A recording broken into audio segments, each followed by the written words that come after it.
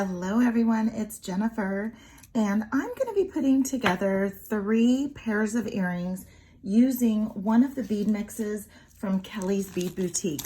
I'm going to be using the Red Carpet Bead mix. Yes, I have 2 because I love these beads. They're red, they got the grays, they got the golds, and they have these gorgeous rings. So Lori over at Kellie's Bead Boutique, I understand, puts together a lot of these bead mixes. So thank you for putting together something, Lori, that is incredibly gorgeous with the rings and the reds and those ripple beads. I just absolutely love it, and I had to have 2. If you want to go ahead and grab one of your own bead mixes or 2, just head on over to kellysbeadboutique.com and grab yourself one. I'll put the link in the description, and you can just easily jump on over there.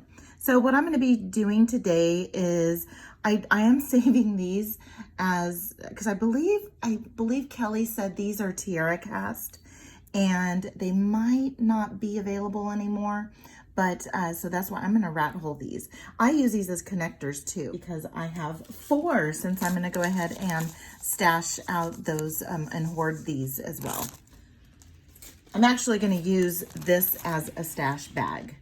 And a lot of times that's what I'll do with my bead mixes, is that I love some of the beads in the bead mixes, but then yet can't get them because they're put together for the bead mixes, and I'll just go ahead and have them in my stash. So I have this long pair of dangly earrings using 2 of these beads here, and these are just gorgeous. They're red with that Picasso finish. I'm going to use some of the spacers. All of this came in the bead mix with the exception of the wires and head pins and ear wires that I'm going to use. So the first thing I'm going to do is use a head pin here, and these are the head pins I use from Kellie. And there is the product number there, and I'll put a link to these in the description as well. Then I want to make sure that my leaves are facing the same direction before I start beading, and we're just diving right on in. So I am going to be using a pair of round nose pliers, some cutters, and some chain nose pliers. So the first thing I'm going to do is I am going to, so in this one here, I do a nice wire wrap with a nice large loop. And I had a different idea for this when I first did this up, and so that's why I have such a large loop, but then decided to go ahead and just keep it. So I'm going to come in, and I have 3 wraps there, and this determines here how long your neck is going to be. So I'm going to go up just a little bit here on my chain nose pliers and just give that 90 degree angle turn bend. And then I'm going to come in, and I came in probably about there on my round nose pliers. These are a little bit longer. I know that there's shorter round nose pliers too, and I like using the long ones because I have such a wide, a variety of choices here for lengths. And then I mark mine. So you can see here I have some little markings, if you can still see them. And if you don't remember, just kind of, it's going to be a little bit longer than this here. I mean, a little bit a ways down from here, just because I have that other loop, because I connected them directly. So here we go here, and I'm going to have my palm facing me and my pliers facing this way here, and I'm just going to, with my finger, form that head pin around the top barrel. I'm going to just hold lightly so I don't lose my place. And as you can see, I did not lose my place. My palm is facing down. So now I'm in a different direction, and I'm just going to bring that tail around. And when you look at this, it doesn't look, so I'm going to do it this way. See, it doesn't look like a complete stop sign. It's kind of skewed over a little bit. And all I do is just roll and make sure that my tail is sticking out that way. Then I come in with my chain nose pliers, and I just put my chain nose pliers over the loop, not where the tail and the neck join, because then you might break it. Oh, and then I'm gonna have some bent chain nose pliers too. So now, and you can use your fingers too, but I like using, you know, these are pretty good head pins. They're pretty heavy. And so I like to use my bent chain nose pliers, and then I can have a pretty good direction guide, getting that all nicely around there. And then that is my back is back here. So now I'm gonna come in with my cutters and give it a little snip there, being very careful not to cut at my bead. And so now I have just a little tiny tail sticking out there. And so what I'm gonna do is I'm gonna come in, and you can hold it with your fingers. I don't have very strong fingers, or just my fingers are too large, and so I don't get a good grip a lot of times. And then I'm gonna come in just over that tail with the tip of my chain nose pliers, just to tuck that in.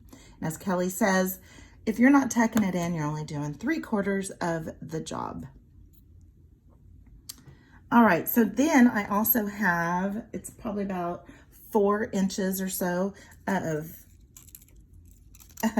some 20 gauge gold craft wire. And again, I get this at Kellie's Bead Boutique as well. So now I'm gonna come in about 1.5 inches. I'm really bad about wasting wire. So I cut 4 inches. I don't, you know, if you don't mind cutting it close, you might want to go 5 inches. And then I'm going to give it this 90-degree bend. And my normal loops here are about right here. They're about right here on this. So here's about halfway. And so I go a little bit less than 1/4. And again, my palm is facing me, and I'm going to bring that around. I'm gonna hold on to that. My palm is facing down, and then I'm gonna just bring that back and make sure that I have a stop sign. Then I need to connect. So I'm just opening up the neck a little bit, and you can open up the neck with your fingernail. You can open up with your chain nose pliers. And so now I'm gonna go ahead and just pop that on there. And so this here is going to be my front. So I want to end my tail back here. So I'm going to come in and just get my chain nose pliers over that loop. And I always give it just a little bit of a start. Sometimes it's just so I can get over the tip. And then let's go 3 wraps. And you could do a messy wrap here if you want to. After you go up a couple, then come back down a couple. You can come up a couple and then go back down a couple, just to give it a little bit of a messy, bulky look. And I'm gonna come in with my cutters and give that a little trim. And then again, I have a little sticky sticking out, and I don't want that. So I am going to just tuck that in just a little bit. Again, you want to finish it off completely. So now we'll just go ahead and stack these up. And we're going to do another wrap loop on top. And so there's my front. And so I want my loop to go this way so that I can get my ear wire on there. And so I'm going to give it that 90-degree bend. And I'm going to come in just about at a little less than 1/4 of the way up, and run that over the top barrel nice and tightly, nice and snug up against there. And then go ahead and give it a little roll, make sure I'm at 90-degree, or my tail's sticking out there. Come over the top, and I'm going to give it 3 wraps.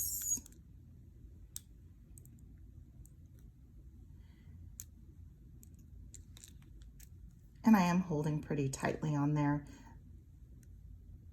I do like these chain nose pliers because of the tips, because they're nice and narrow. I do also have some Zurons, and I like these. These hold on to jump rings, and even here in this case, like right here, they hold on probably the best out of all of the chain nose pliers I have. These here, I love these. They're so comfortable and cushy, but I can't tell you how many jump rings I lost because they just slip on off, which I guess I could put some tool magic on there. But I do have several different pieces of, or several different chain nose pliers. And let's go ahead and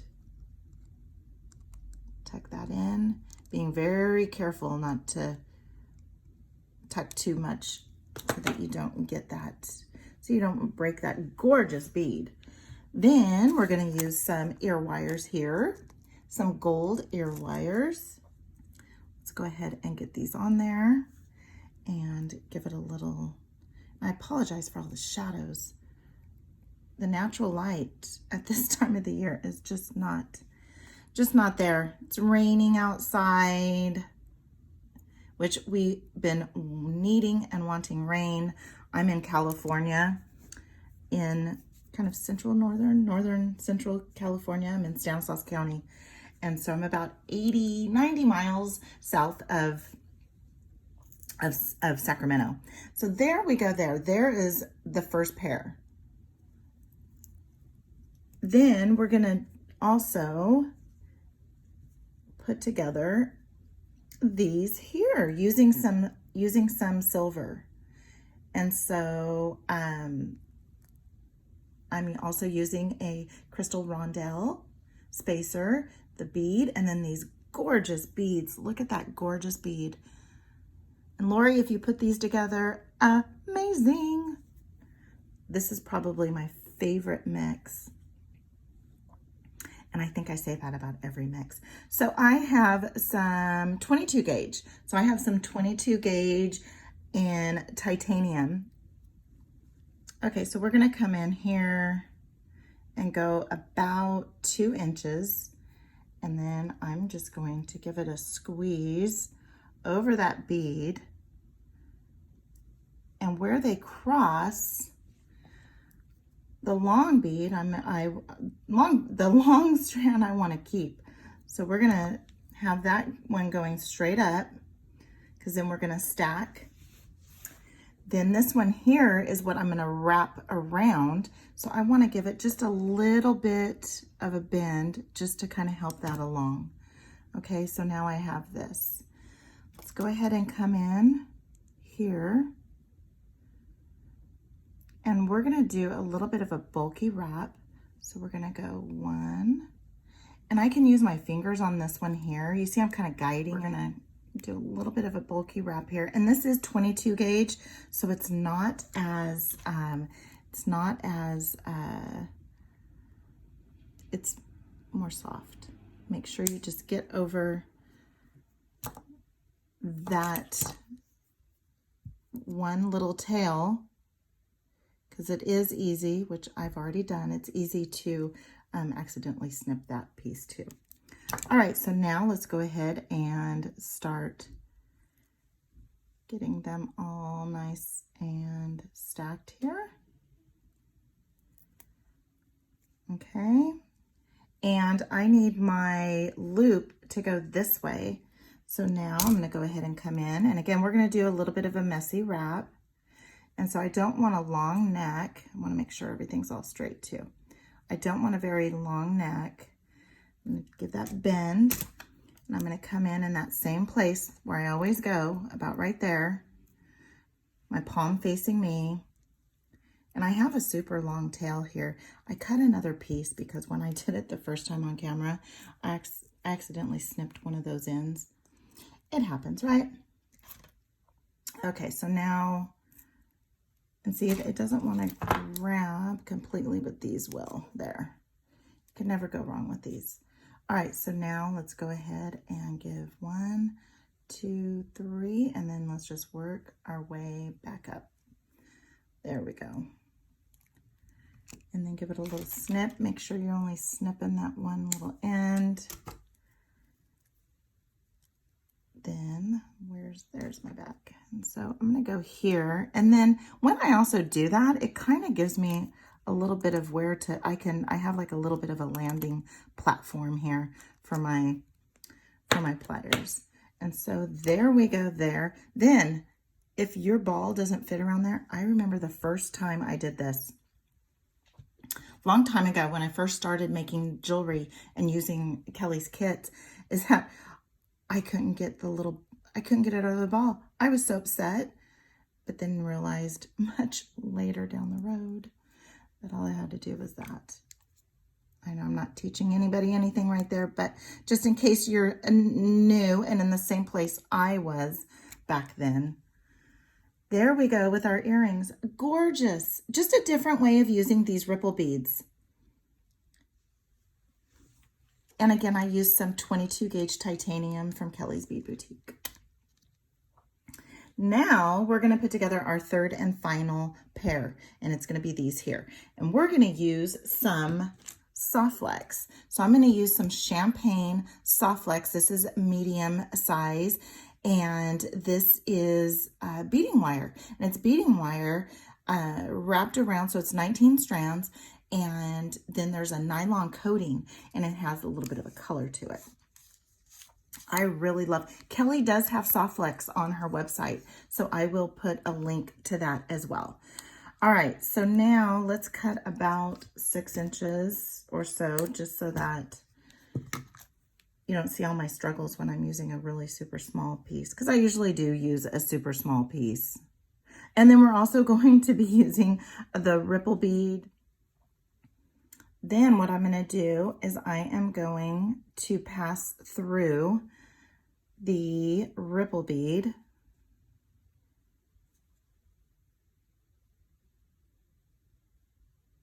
and then the second piece, right? Trying to keep them. And so you can start to kind of make your right size there. So now we have the right size for the bottom part. Then we are going to add, just making sure I didn't have another bead in there.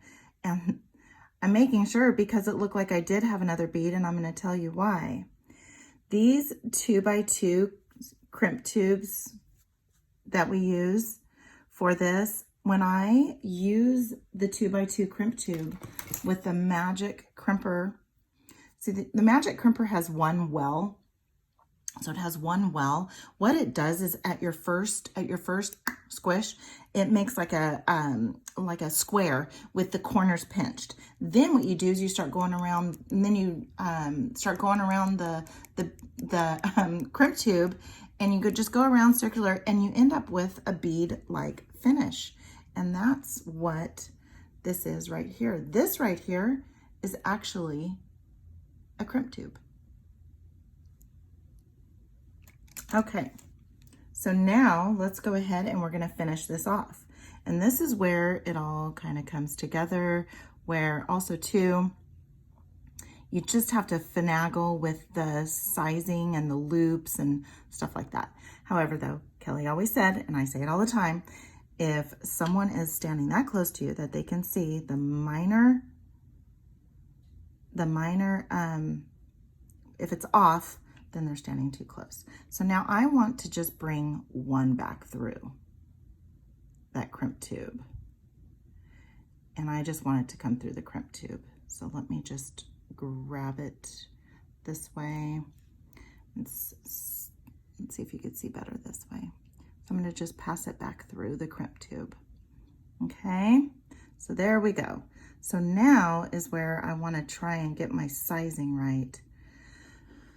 So the bottom is good there. Now I just need to get this loop up here about the right size as this one. A little difficult with the ear wire already being on there. But let's just kind of move it back and forth, just a hair. There we go. And there we are. So now you can see that I have, and this is a, this is just eyeballing it. You can measure it out if you want. I just kind of eyeball it. Now what I want to do is I want to come in with my magic crimper, and I've got all my tails going cattywampus here, but that's okay because I'm going to come in and I'm just going to give it a little squish. And as you can see, I have that little square.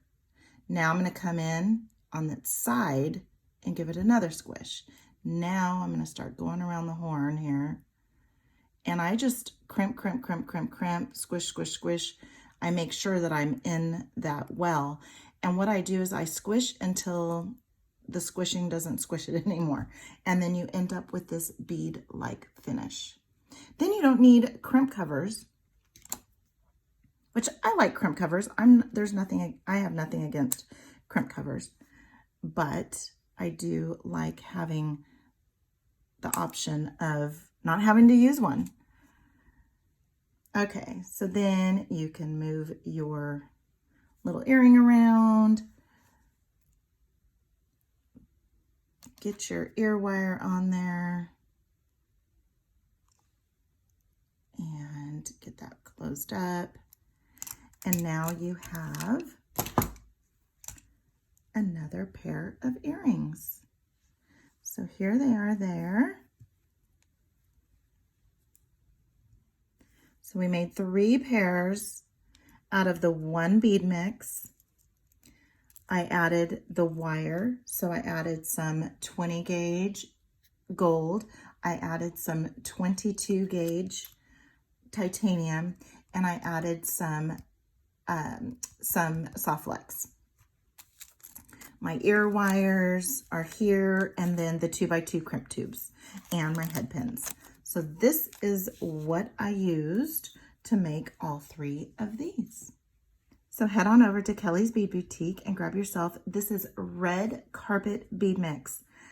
And check out all the others. I think she has half a dozen or more of these bead mixes, and I will be sure to put the link in the description.